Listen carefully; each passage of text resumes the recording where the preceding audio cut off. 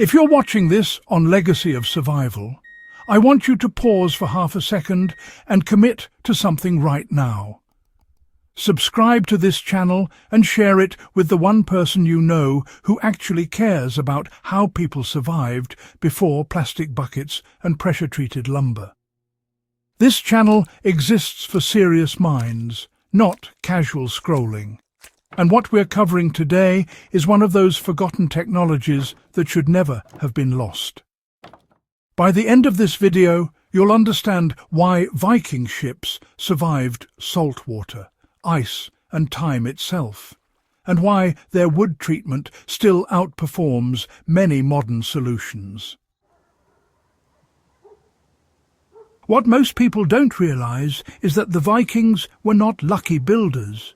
They were systematic empirical engineers working with limited tools and no written manuals. Yet the ships, halls and farm structures built by Vikings routinely outlasted wood treated with modern chemicals. The secret wasn't magic, superstition or brute strength.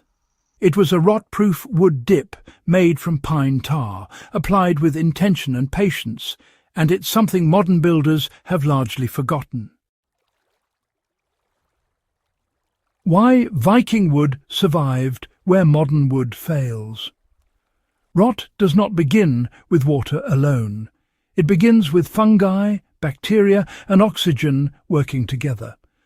Modern treatments often focus on toxicity, flooding the wood with chemicals meant to kill organisms after they arrive. The Viking approach was preventative and structural.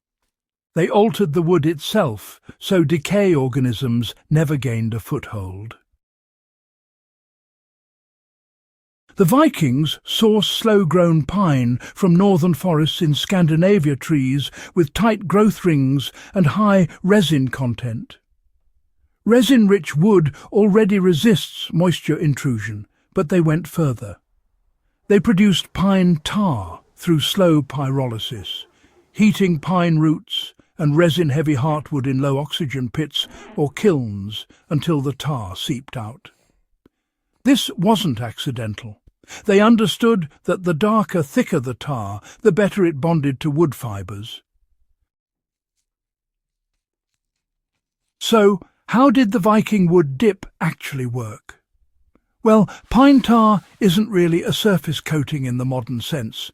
When you heat it up, it gets thin enough to, penetrate deep into the wood. Viking builders would warm both the tar and the timber, sometimes just leaving planks near a fire or out in the sun before starting the treatment. That heat opened up the pores of the wood, which allowed the tar to soak in rather than just sitting on top. This whole method really mattered, because rot tends to begin below the surface. Modern paints and sealants, well, they often trap moisture inside the wood once the surface starts to crack. Pine tar actually does the opposite. It stays flexible, breathable, and hydrophobic. Water gets repelled, but vapour can still escape. Fungi need trapped moisture to thrive, and Viking-treated wood simply didn't give them that kind of environment. Ship planks were dipped, brushed, or, saturated over and over, especially along seams, end grain, and around fastener holes. Those spots were the first to fail, and the Vikings treated them with extra care. Archaeological finds have shown tar penetration several millimetres deep, even after centuries underground. Now, here's why this method really outperforms modern treatments. Pressure-treated lumber, you see, relies on chemical salts that, eventually leach out. Once that happens, the wood behaves just like untreated timber, sometimes even worse, because the cell structure's been damaged in the process.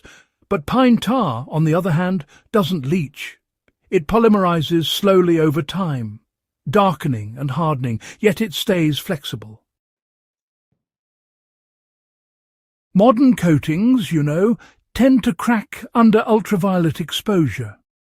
Pine tar, though, absorbs ultraviolet and degrades gradually without any sort of catastrophic failure.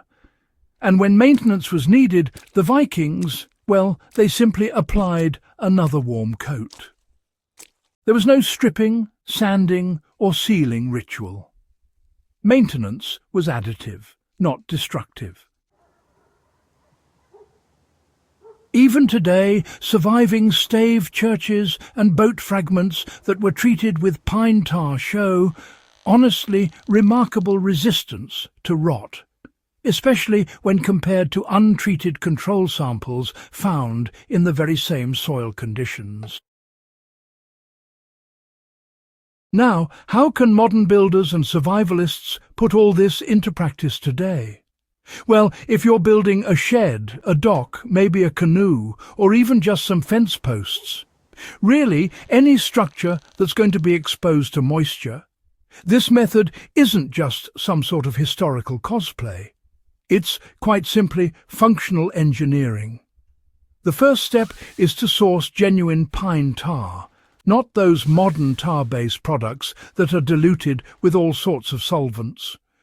You'll want Scandinavian pine tar, which, by the way, is still made using traditional methods and is widely available. All right, so here's what you do next. Heat the tar gently in a double boiler setup. Never ever boil it directly. Make sure to warm your wood as well, especially the end grain, since it's where moisture loves to sneak in. Apply the tar while it's hot, working it into the surface with a stiff brush.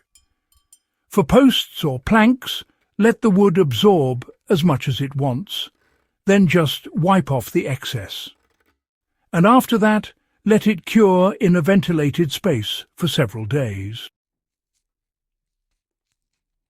For anything that's going to be in contact with the ground, applying multiple coats over several days will honestly dramatically extend the service life. Viking fence posts treated in this way often lasted decades without needing replacement. And this isn't just theory, it's proven, both by archaeology and by living tradition. Why did modern construction abandon this knowledge? Well, the industrial era, you see, prioritized speed, uniformity, and mass production above all else. Pine tar, on the other hand, is slow. It smells, it stains, and honestly, it requires a fair bit of patience. Chemical treatments came along, promising instant results and standardized processes.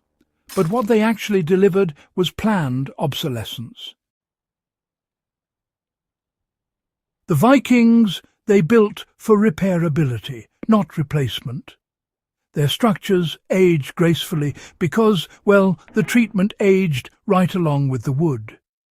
Modern builders, though, were trained to replace rather than maintain, and unfortunately, knowledge like this was quietly discarded. So, what does this tell us about Viking survival intelligence? The Vikings didn't separate survival from craftsmanship. For them, material science was survival science. Understanding how wood behaved over time, that could mean the difference between crossing an ocean or, frankly, dying in it. This wasn't just folklore. It was tested knowledge, passed down through generations of builders who watched for failure and adapted to it. When we recover these methods, we're not just romanticizing the past, We're reclaiming solutions that worked under harsher conditions than most of us will ever face. So, if this kind of deep, practical historical knowledge matters to you, subscribe to Legacy of Survival, share this video with someone who still builds things meant to last, and help keep this knowledge alive. The past, it still has a lot to teach us, but only if we're willing to listen.